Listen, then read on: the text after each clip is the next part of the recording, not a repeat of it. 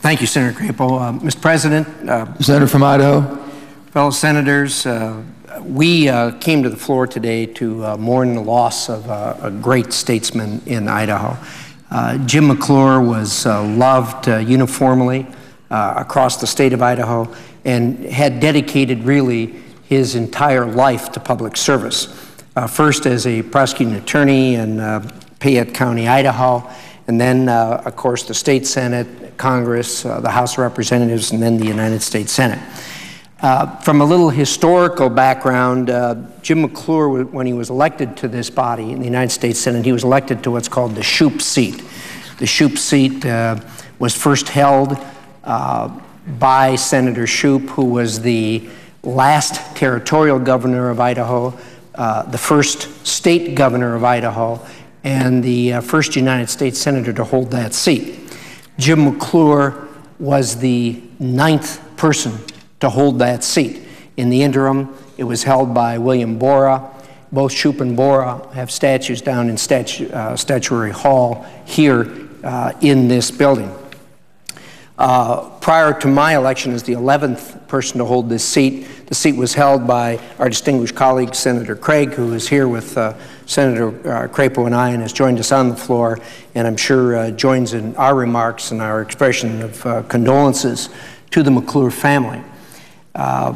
Jim McClure was a family man, and he was truly dedicated to his wife, Louise, and his children.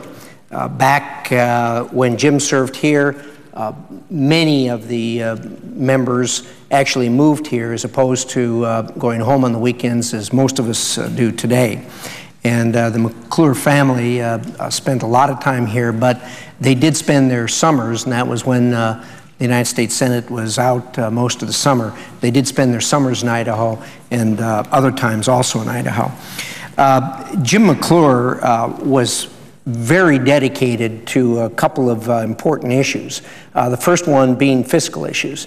And Jim McClure would come back to Idaho and warn about the spending habits that this United States Congress had. In fact, I think I'd known Jim McClure since I was a young prosecutor back in the 1960s. And I think Jim McClure was the first one I ever heard speak of directly about the danger that this Congress was leading this country into with its spending habits. Had his advice been followed back then, we would not be, as a country, in the difficulties we are today. Secondly, Jim's issue was energy. Jim spent time as a chairman of the Senate Committee on Energy and Natural Resources.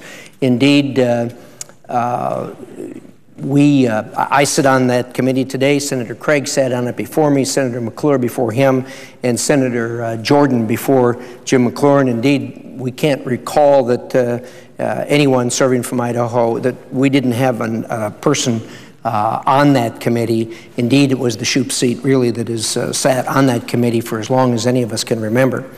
As a testament to the larger-than-life persona that Jim McClure had, the following are named after Jim McClure in Idaho. In 1995, the College of Mines and Earth Resources at the University of Idaho was dedicated as the James A. McClure Hall.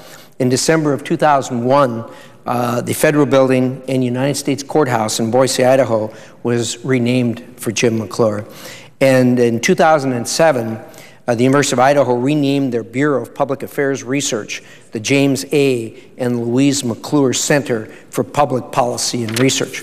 Well, all of this recaps in certainly an inadequate way the many, many things that Jim McClure did for the people of Idaho, indeed for the people of America and people of the world as he led here in the United States Senate.